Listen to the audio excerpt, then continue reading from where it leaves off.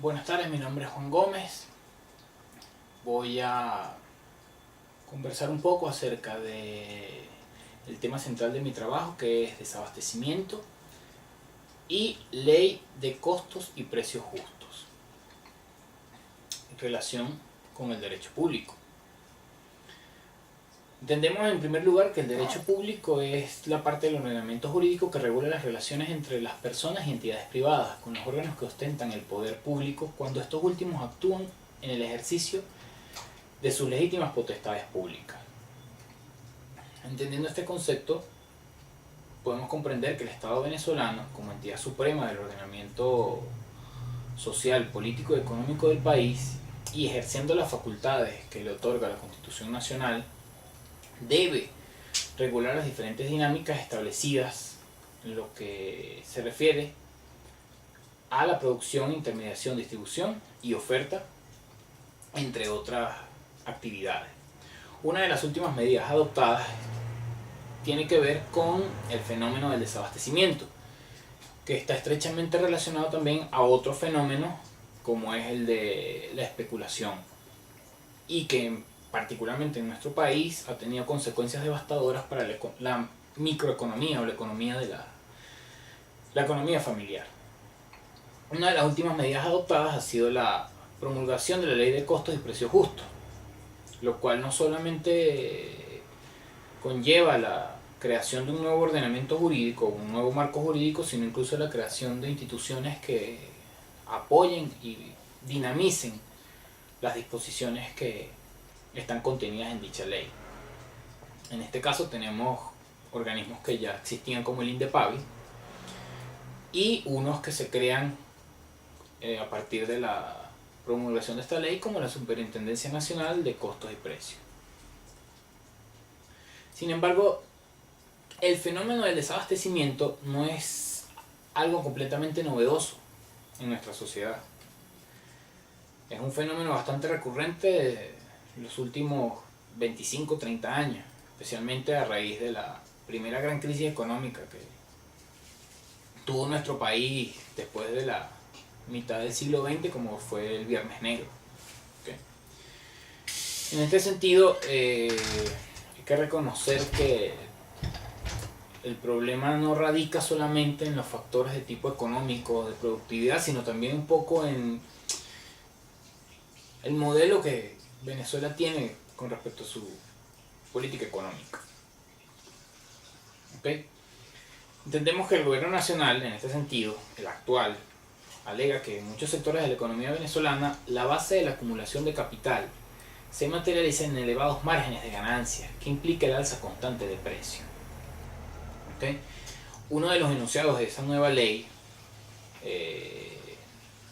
desarrolla preceptos constitucionales que van desde el artículo 112 al 117, específicamente el capítulo 7 referido a los derechos económicos, los cuales establecen, y cito: el Estado tiene facultad para dictar medidas para planificar, racionalizar y regular la economía e impulsar el desarrollo integral del país. Los monopolios son contrarios a los principios fundamentales de la Constitución. El ilícito económico, la especulación, el acaparamiento, la usura, la cartelización y otros delitos conexos serán penados severamente de acuerdo con la ley. Y finalmente, todas las personas tendrán derecho a disponer de bienes y servicios de calidad, así como a una información adecuada y no engañosa sobre el contenido y características de los productos y servicios que consumen, a la libertad de elección y a un trato equitativo y digno. ¿Okay?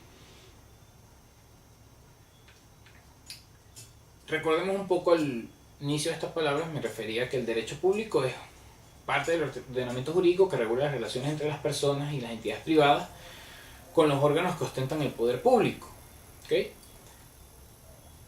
Es decir, que regula facultades, atribuciones y prebendas que hacen al orden público y deben ser acatados por toda la población, por lo que las actividades económicas deben entrar en su rango de observación. Decíamos también que el fenómeno del desabastecimiento no era algo novedoso dentro de nuestro contexto social y que básicamente se basaba en desviaciones generadas por razones de carácter histórico, político y económico, incluso todas a la vez. En este sentido vamos a enumerar la siguiente. 1. El carácter monoproductor y rentístico de nuestra economía, basada exclusivamente en la producción de petróleo y sus derivados. En segundo lugar, tenemos la adopción de medidas económicas contrarias al interés nacional, ¿okay? Medidas adoptadas por gobiernos de la llamada Cuarta y Quinta República también, que han tenido un impacto negativo dentro de nuestra economía. Recordemos, por ejemplo, el gran viraje de Carlos Andrés Pérez, la Agenda Venezuela de Caldera, el Viernes Negro de Luis Herrera, el refinanciamiento de la deuda de Jaime Lucinchi, etcétera, etcétera, etcétera.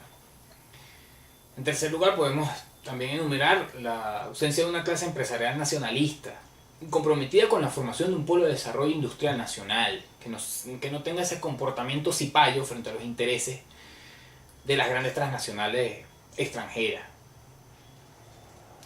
Un ejemplo de ello, creo que es bien valedero, es la burguesía brasileña.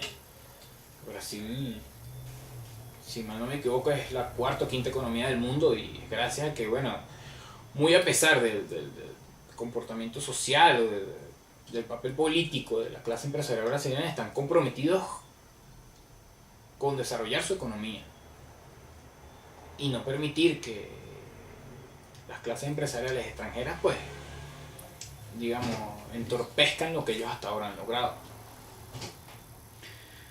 Y aunado a esto, a estas tres razones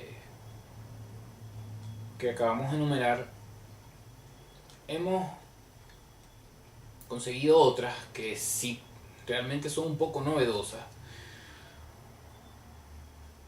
por la política que han adoptado en los últimos años a raíz de la asunción del poder del presidente Hugo Chávez Frías.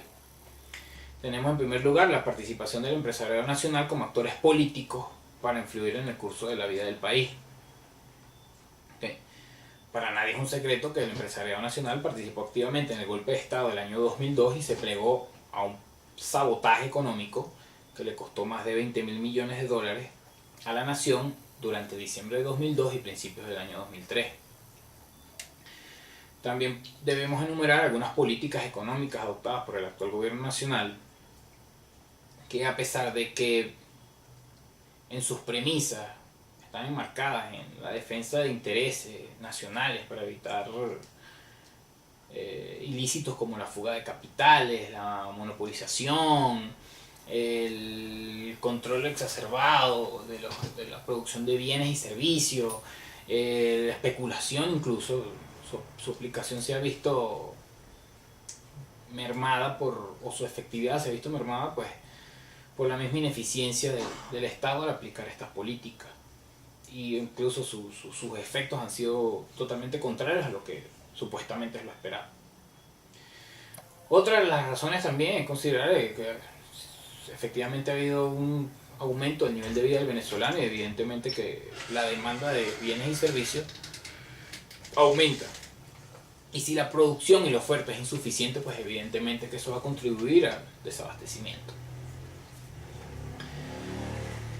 Este tipo de medidas, pues, entorpecen la reactivación del aparato productivo, aunado a unas políticas económicas que, si bien es cierto, pretenden coadyuvar al mejoramiento de la economía nacional, pues han tenido efectos en algunos casos negativos.